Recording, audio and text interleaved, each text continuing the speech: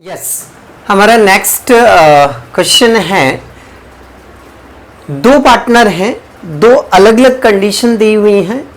लगता ऐसा है कि भाई दोनों कंडीशन में ऐसा क्यों हो रहा है। तो ये बहुत अच्छा कॉन्सेप्ट इस क्वेश्चन से हमें समझ में आएगा। तो आइए चलिए देखते हैं कॉन्सेप्ट है क्या आखिर। देखिए क्वेश्चन है हमारा कि मोलिस कैपिटल दी है 20,000, बोलिस कैपिटल दी है उसने 10,000। इन कैपिटल पर हमें 6% इंटरेस्ट निकालना है। प्रॉफिट शेयरिंग का रेशियो 2:3 दिया है। Net profit for the year दिया उसने 1500। देन ये दो कंडीशन दी हुई हैं, ठीक है। पहली कंडीशन में उसने लिखा है when there is no agreement, when there is no agreement except for interest on capital. Second condition उसने दी है when there is an agreement that the interest on capital is charged. ये दो कंडीशन दी हैं। इन दोनों कंडीशन में हमें question को सॉल्व करना है। तो आइए समझते हैं। कैपिटल है, इंटरेस्ट निकालना है, तो पहले इन कैपिटल पर क्या निकाल लेते हैं अपन, इंटरेस्ट। तो मैंने क्या किया, कैलकुलेशन किया इंटरेस्ट ऑन कैपिटल का। तो मोली की कैपिटल है 20,000, नोट किया। रेट ऑफ इंटरेस्ट कितने परसेंट उसने दिया है, 6%। तो ये 6% चार्ज किया हमने। 20,000 का 6% 1200 हो रहा है, तो ये 1200 हमने नोट कर लिया। नेक्स्ट भोली का जो कैपिटल अमाउंट है वो 10,000 है। 6% इसका इंटरेस्ट निकालते हैं, तो 10,000 का 6% कितना होता है आपका 600 होता है। टोटल यदि इंटरेस्ट की कर ले हम, तो ये होता है आपका 1800 होता है। अब टोटल इंटरेस्ट ऑन कैपिटल कितना है आपका 1800। अब आप प्रॉफिट की शकल देखिए, तो जो आपका प्रॉफिट है वो केवल कितना है 1500। ओके, आपका प्रॉफिट 1500 है। आपका इंटरेस्ट ऑन कैपिटल की बात करूं तो वो 1800 है। इसका मीन ये हो गया कि आपका जितना तो प्रॉफिट नहीं है उससे ज्यादा आपका इंटरेस्ट ऑन कैपिटल है, ठीक है। तो फिर ऐसी कंडीशन में हम ये जो इंटरेस्ट ऑन कैपिटल है 1800, ये पार्टनर्स को अलाउ नहीं कर सकते हैं। क्यों? क्योंकि यदि मैं इसको अलाउ कर देता हूं तो 300 रुपीज का क्या हो जाएगा, लॉस हो जाएगा। और फिर वो लॉस पार्टनर्स को, फर्म को लौटाना पड़ेगा, घर से लाना पड़ेगा। मतलब ये हुआ कि मैं 1500 तो प्रॉफिट दे रहा हूं उनको, और 1800 उनसे इंटरेस्ट ऑन कैपिटल ले रहा हूं। तो ऐसी कंडीशन में ये है कि 300 लॉस उनको घर से लाना पड़ेगा। ओके। तो फिर ऐसी कंडीशन में क्या किया जाए, जब आपका प्रॉफिट से ज्यादा इंटरेस्ट आ जाता है, जब आपका प्रॉफिट से ज्यादा इंटरेस्ट आ जाता है, तो उसको रेशियो में, उसको इंटरेस्ट के रेशियो में हम क्या करते हैं, पार्टनर्स में डिवाइड कर देते हैं। क्योंकि अब हम इन्हें 1800 इंटरेस्ट नहीं दे सकते हैं, हम इन्हें इंटरेस्ट कितना दे सकते हैं, केवल 1500। प्रॉफिट तक इंटरेस्ट दिया जा सकता है, प्रॉफिट से ज्यादा इंटरेस्ट नहीं दिया जा सकता है, ठीक है। तो चलिए फिर हम क्या करते हैं, इनका जो एक्चुअल इंटरेस्ट है उसका रेशियो बना लेते हैं हम। तो एक्चुअल इंटरेस्ट कितना है 1200, मैंने यहां नोट कर लिया। मोली का जो एक्चुअल इंटरेस्ट है 1200, भोली का जो एक्चुअल इंटरेस्ट है वो 600, ठीक है। इनको काट पीट के कैंसिल कर लीजिए। 6 1 जा 6 6 2 जा 12, ये आ गया हमारा। अब हम क्या करेंगे, इस रेशियो में 1500 प्रॉफिट को क्या कर देंगे, प्रॉफिट मतलब अब हमें इन्हें जो इंटरेस्ट देना है, अब वो हमें 1500 ही देना है। तो हम प्रॉफिट नहीं बोलेंगे, इंटरेस्ट ऑन कैपिटल कितना आपका 1500, हम ये बोलेंगे हमारा इंटरेस्ट ऑन कैपिटल कितना अलाउ करना हमें 1500। बट वो किसके हिस्से में कितना आ जाएगा, उसके लिए हमने क्या निकाल लिया, इनका इंटरेस्ट ऑन कैपिटल के बेस पर रेशियो निकाल लिया। अब आप बोलेंगे सर दिया तो है, तो ये रेशियो प्रॉफिट शेयरिंग का है, और अभी हमें जो डिस्ट्रीब्यूट करना है वो इंटरेस्ट ऑन कैपिटल डिस्ट्रीब्यूट करना है। तो इंटरेस्ट ऑन कैपिटल यदि डिस्ट्रीब्यूट करना है तो इंटरेस्ट ऑन कैपिटल का ही तो रेशियो बनाया जाएगा, प्रॉफिट शेयरिंग के रेशियो में से नहीं बांटा जाएगा। तो ठीक है, हमने रेशियो बनाया 2:1 का आया। 2:1 मतलब इज इक्वल कितना हो गया आपका 3।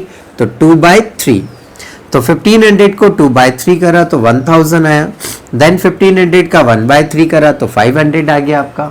ठीक है, अब हम इसे रेशियो में क्या करेंगे, बांट दिया हमने, तो ये हमारा पहली कंडीशन में क्वेश्चन क्या हो गया, सॉल्व हो गया। अब सेकेंड कंडीशन पर आते हैं, when there is an agreement that the interest on capital as a charge। ठीक है, बस ये लाइन चेंज हुई है, बाकी सवाल तो वही है ना। ठीक है, तो चलिए सिमिलर मैंने कंडीशन नोट कर दी, calculation of interest on capital, इसका हमें कितने परसेंट निकालना है, वही 6% निकालना है। तो 6% जो है वो आता है आपका 1200, देन इसका 6% निकालेंगे हम तो ये आता है आपका 600। टोटल इंटरेस्ट की बात करेंगे तो टोटल इंटरेस्ट हुआ आपका 1800। अभी भी बात करें हम तो 1500 प्रॉफिट है और इंटरेस्ट ऑन कैपिटल आपका कितना है, 1800 है। तो प्रॉफिट कम है और इंटरेस्ट ऑन कैपिटल क्या है, ज्यादा है। सेम कंडीशन बन रही है, सवाल ही वही है तो कंडीशन भी सेम बनेगी। अब इसमें हम क्या कर रहे हैं, ध्यान से देखते जाइएगा। यहां हमने लिखा 1500 प्रॉफिट, इंटरेस्ट ऑन कैपिटल दे दिया इनको 1800, इट मींस 300 का नेट लॉस आ गया। 1500 प्रॉफिट था, इंटरेस्ट ऑन कैपिटल कितना है आपका 1800, प्रॉफिट से ज्यादा एक्सपेंसेस है तो नेट लॉस आ जाएगा। इस नेट लॉस को दोनों पार्टनर अपने अपने प्रॉफिट शेयरिंग में क्या करेंगे, डिवाइड कर लेंगे। तो 300 का 2 क्या लिखेंगे हम, 5। ओके, 300 का 3 क्या आ जाएगा, 5 आ जाएगा। 6 दूनी 12, 120 रुपया ये आ जाएगा, और 6 3 18, 180 रुपए ये आ जाएगा। अब कंफ्यूजन ये है कि जब सवाल एक ही है तो उसके दो अलग अलग सॉल्यूशन क्यों। यहां मैंने लॉस नहीं लिखा बट मैंने यहां लॉस लिखा, यहां मैंने लॉस नहीं लिखा बट मैंने यहां लॉस लिखा है। तो ये कैसे पता चलेगा कि यहां लॉस नहीं शो करना है, प्रॉफिट जितना ही बांटना है, यहां हमें पूरा ही इंटरेस्ट देना है और उसको नेट लॉस में बांट देना है। यहां तो मैं मना कर रहा था कि प्रॉफिट से ज्यादा इंटरेस्ट अलाउ नहीं करेंगे, प्रॉफिट से ज्यादा इंटरेस्ट अलाउ नहीं करेंगे, और यहां मैंने तुरंत अभी जैसे पार्टियां बदल लेती हैं ना, पार्टियां ऐसे में तुरंत बदल गया और मैंने यहां इंटरेस्ट को क्या कर दिया, अलाउ कर दिया। तो ऐसे कैसे, क्या कॉन्सेप्ट है कि भाई मैंने पहली कंडीशन में इस तरह से सॉल्व किया और दूसरी कंडीशन में इस तरह से सॉल्व किया। तो चलिए उस कॉन्सेप्ट को हम अब समझते हैं। देखिए कॉन्सेप्ट ये है कि दो कंडीशन होती हैं।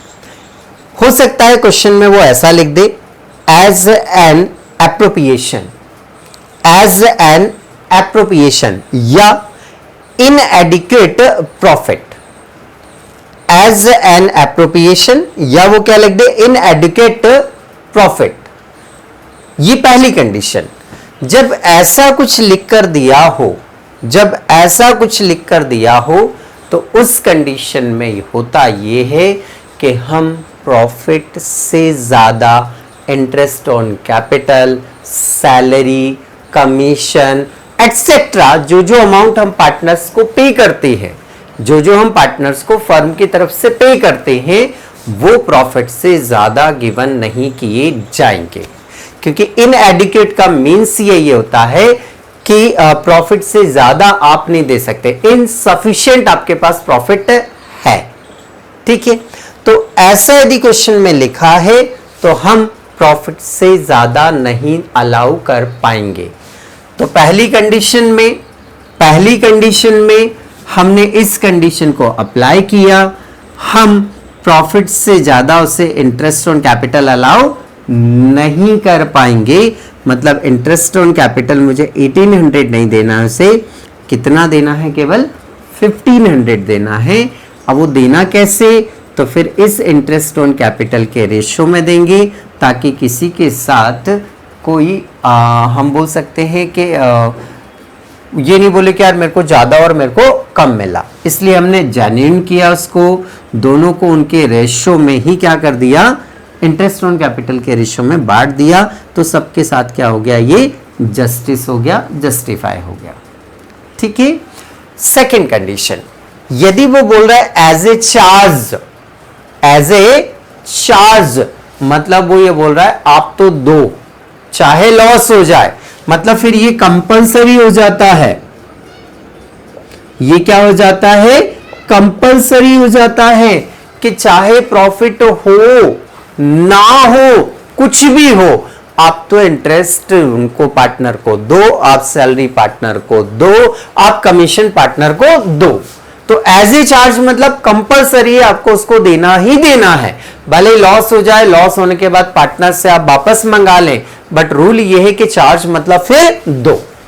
तो फिर इसलिए हमने क्या करा, सेकेंड कंडीशन में देखिए उसने लिखा हुआ है एज अ चार्ज, इसका मतलब फिर मुझे पूरा इंटरेस्ट देना पड़ेगा, ठीक है। तो वही किया हमने कि हमारा प्रॉफिट तो 1500 था, बट इंटरेस्ट ऑन कैपिटल कितना था आपका, 1800 था। तो फिर हमने दिया भाई, क्योंकि एज ए चार्ज लिखा है मतलब फिर तो देना ही देना है। तो 300 का क्या हो गया, नेट लॉस, और नेट लॉस को फिर उनके प्रॉफिट शेयरिंग रेशो में हमने क्या किया, डिवाइड किया। तो अच्छा कॉन्सेप्ट था।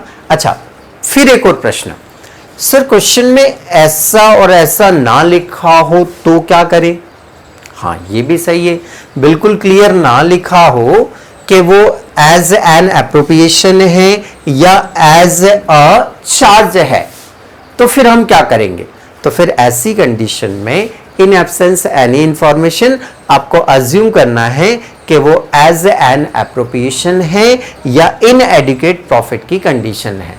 और जब सवाल को सॉल्व कर लें तो नीचे नोट भी लगाएं कि हमने इसे एज एन एप्रोप्रिएशन अज्यूम किया है, ठीक है। तो ये क्वेश्चन आपका यहां पर क्या हो जाता है, कंप्लीट हो जाता है।